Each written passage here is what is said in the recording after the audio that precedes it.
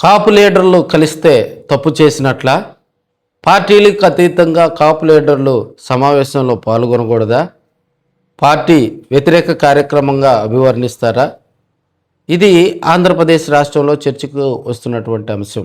దివంగత నేత ముద్రగడ పద్మనాభం ఆ వర్ధంతి కార్యక్రమంలో కూడా, అంటే సంస్మరణ సభ అంటారు, ఆ కార్యక్రమంలో కూడా పార్టీలకు అతీతంగా కాపు నేతలందరూ కూడా గతంలో ఆయన కాపు సామాజిక వర్గం అభివృద్ధికి అనేక కార్యక్రమాలు చేసినటువంటి ఘనత ముద్రగడ పద్మనాభానికి చెందుతుంది.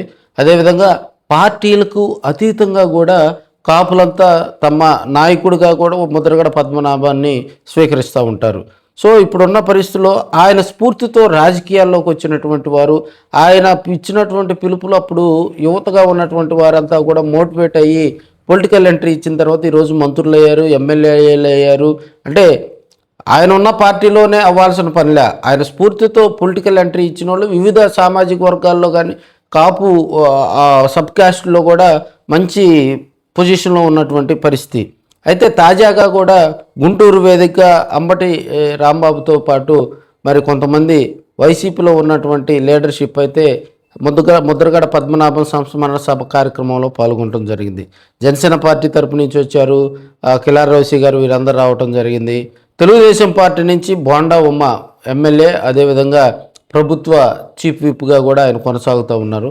ఆయన పాల్గొనడం రాజకీయంగా చర్చ నడిచింది. అక్కడ కొంతమంది వైసీపీ నాయకులతోటి కూడా మాట్లాడటం, బోండా ఉమ్మ పద్ధతి నచ్చలేదని తెలుగుదేశం పార్టీలో ఉన్న నాయకులు కార్యకర్తలు దీని మీద సీరియస్ అవుతూ ఉన్నారు. అయితే వాస్తవ పరిస్థితులు కనుక మనం గమనించినట్లయితే అంబటి రాంబాబుతోటి బోండా ఉమ్మ ఆలింగనం చేసుకోవటం జరిగింది. వారిద్దరూ ఒకరికొకరు మాట్లాడుకోవటం జరిగింది, యోగక్షేమాలు తెలుసుకోవటం జరిగింది. ఇది జీర్ణించుకోలేక తెలుగుదేశం పార్టీలో ఉన్నటువంటి నాయకులు కార్యకర్తలు దీనిపై సీరియస్ అయ్యారు. అధినేత చంద్రబాబు నాయుడు గారు వివరణ అడిగారు.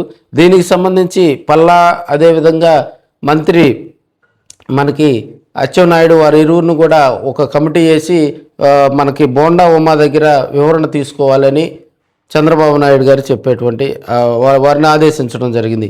ఇది కాపులు పార్టీలకు అతీతంగా కలవటం వల్ల వచ్చేటువంటి ఇబ్బంది ఏందని కాపు లీడర్షిప్ అయితే దీనిపై కొంత గుర్రుగా ఉన్నారు. ఆంధ్రప్రదేశ్ రాష్ట్రంలో ఉన్నటువంటి పాలనా పరంగా, అంటే మనం పచ్చ తెలుగులో చెప్పుకోవాలంటే ఏపీలో అధికారాన్ని డిసైడ్ చేసేది కాపులే అనేటువంటి స్థాయికి కాపు లీడర్స్ ఎదిగారు.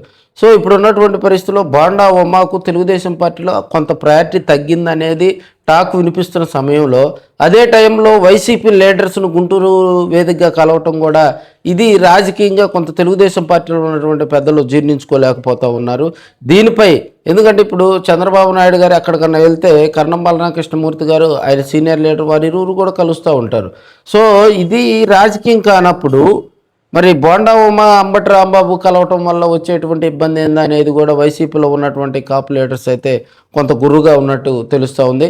జనసేన పార్టీలో ఉన్నటువంటి కాపులు, తెలుగుదేశం పార్టీ ఉన్నట్టు కాపు లీడర్షిప్ అయితే తరచుగా కలుసుకుంటారు, వారి యోగక్షేమాలు అడిగి తెలుసుకుంటారు. ఇది ఆంధ్రప్రదేశ్ రాష్ట్రంలో కొంత చర్చనీయాంశం అవుతుంది.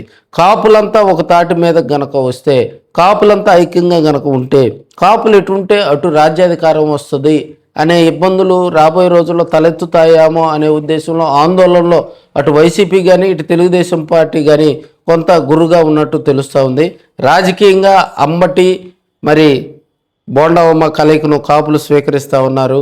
పార్టీలకు అతీతంగా ఇలాంటి కార్యక్రమాల్లో కలుసుకొని కాపుల యోగక్షేమాలు అడుగు, కాపులు ఏదన్నా వ్యక్తిగతంగా కానీ చిన్న చిన్న సమస్యలు ఉంటే వాటిని ఒక వేదికగా కూర్చొని మాట్లాడుకుంటే, కాపు జాతి అంతా ఐక్యంగా ఉంటే రాబోయే రోజుల్లో మరి వారు అనుకున్నటువంటి లక్ష్యాలు సాధిస్తారని వారు చెప్తున్నటువంటి అంశం. మరి దీనిపై అటు తెలుగుదేశం పార్టీ సీరియస్గా ఉండటంతో పలువురు కాపులు మండిపడుతున్నారని చెప్పుకోవచ్చు.